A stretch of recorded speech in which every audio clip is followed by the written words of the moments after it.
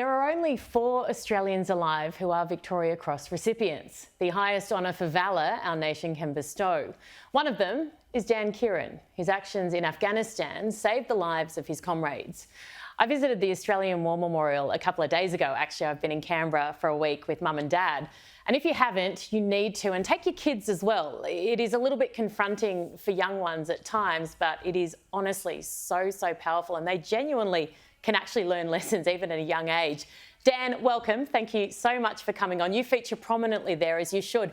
Why do you think we need to remind Australians not only of the atrocities of war, but also the triumphs and our heroes like yourself?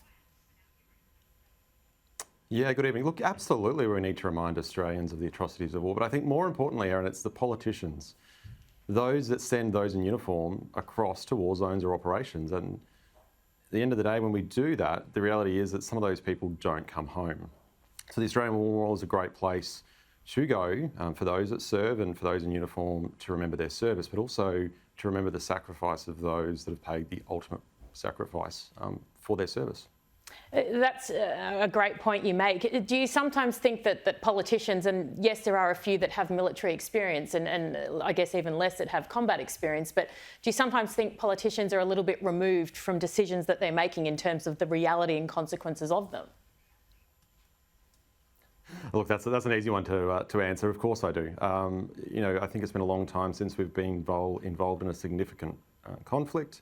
Afghanistan, obviously 20 years, but I mean, World War I was a vast human tragedy that had profound, devastating, enduring consequences for all Australians. And the Australian War Memorial is a place that tells those stories. And I think it is such a great reminder that the consequences of when diplomacy fails is that men and women end up in harm's way.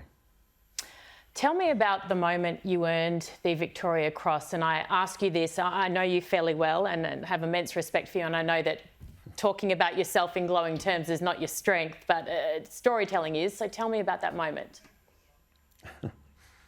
Yeah, look, a number of years ago now, so I was obviously deployed to Afghanistan in 2010 as part of a mentoring task force, MTF-1, and my job at that point in time was to train the Afghan National Army troops, so to get them to a standard to look after the security of their own country.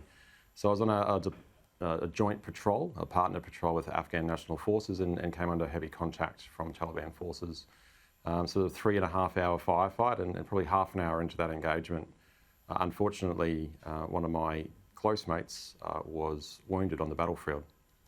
So I risked my life by exposing my position to enemy fire, to create a diversion realistically numerous times whilst my team and the rest of the team provided first aid and care to get him off the hill and into a sort of a safe location. I always say that, look, I wasn't alone. I have no doubts at all that I would not be here today and I wouldn't be speaking to you if it wasn't for my mates and my team supporting me on that day. You're obviously highly trained, but in that moment, is it sink or swim? Is it even a decision to do what you need to do? What goes through your mind when you're thinking, I could die here, but I will do this? I've had this conversation so many times with my mates about, why did I act? The reality was, I was a team leader on the ground. I could see a mate that I knew well in trouble. I could see no other course of action. But here's the thing, I knew if I got shot, and let's be honest, I expected to get shot, but I justified it by the fact that I had body armour on, I had armour plates front and back. But I knew, without a doubt, if I had got hit whilst I was doing what I was doing, my mates, my team would have grabbed me, dragged me off that hill and thrown me in the helicopter. Getting killed, obviously, not what I'm trying to set out to do, but I think for me, that's all I was thinking about. I was thinking about my team and my mates and acting at that point in time. And I was very fortunate that I got the result that I needed. And that's what the Australian military is all about. You were probably travelling to the studio and missed the start of our show. I was talking about Russia conscripting men, and we had video clips of reservists yelling at commanders, clips of reservists drinking themselves to a stupor, people trying to flee, men of military age trying to flee Russia. How does an army that doesn't believe in what they're doing, doesn't look beside them and think, I would risk my life to save yours, how does that ever have success in Ukraine? Can you see it having success, given that's the state of its men? You know what, that's a really good question. I have a little bit of experience in this in relation to working with the Afghan National Army, and although it wasn't conscription, a lot of those soldiers that were there that I was working with, they were sent there from their village, from their parents, whatever, to fight, and their heart was not in it.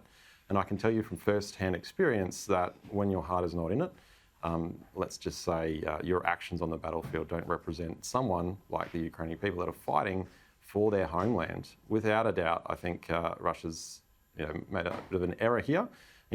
I myself, as someone that is still an active reservist who has all this experience, certainly as a combat soldier, I can't think of a worse decision to send someone like me who, let's be honest, skills are perishable, into a battlefield, right? Like, I would be absolutely useless. I know that right now. So I think there's going to be so many challenges with this approach, and I certainly don't think it would be certainly a good outcome for those that end up on the front line. They will make mistakes and ultimately pay the price for that. Yeah.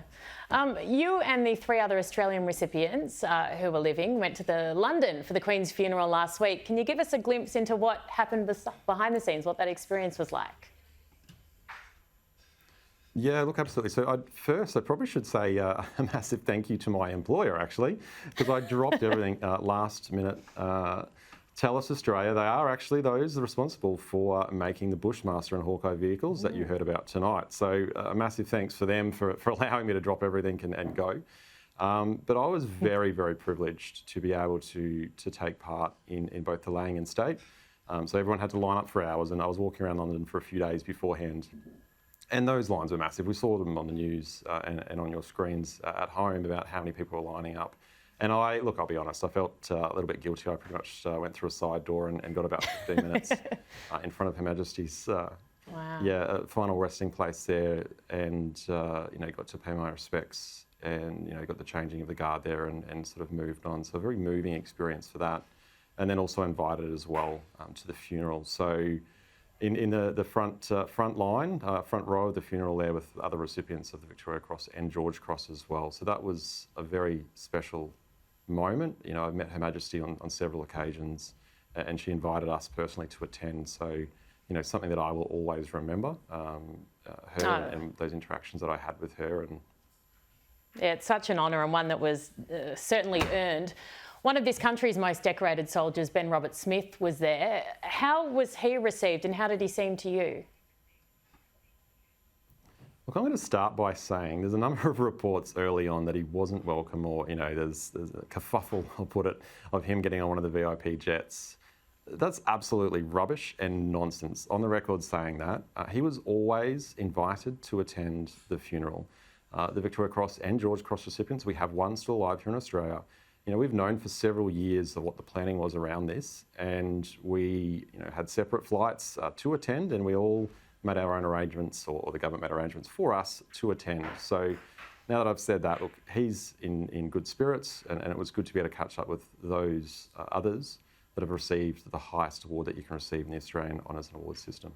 I know it's a defamation case, and we're still awaiting the outcome of that, so you can't talk about any specifics, but I often wonder how you and fellow veterans and other currently serving members of the military must feel when there seems to be such a negative rhetoric surrounding so many things that were done, so much sacrifice, so much incredibly good work. Does it hurt you to see the kind of headlines that you've seen over the past couple of years? Look, hurt me? Look, I think, it does. I mean, it takes its toll. Look, I gave up a number of years of my life to fight in Afghanistan. So other people lost their life in Afghanistan.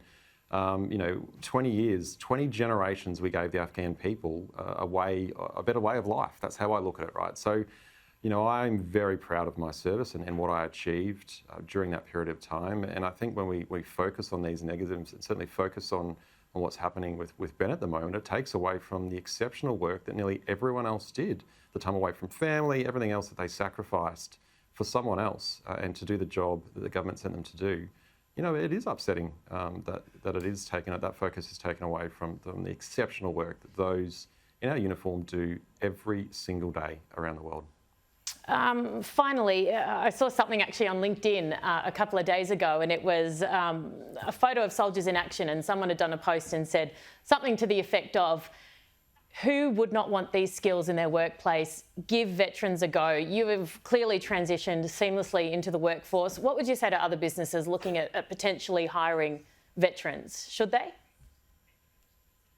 I'm laughing when you say seamlessly transitioning. Look, I mean, I couldn't get a job when I first left Defence. Let's be honest. I remember sleeping on the side of the road, heading towards Kalgoorlie to start a job in the mining industry because I couldn't get picked up in Brisbane. What? But anyway, we don't have time for that story. But look, I would say I'm a massive advocate of veteran employment. You know, I work for a company multinational in our defence industry. You know, veterans, we have so many transferable skills. And if you're a veteran watching this, you know, back yourself, absolutely. And that's what I didn't do when I first got out of Defence.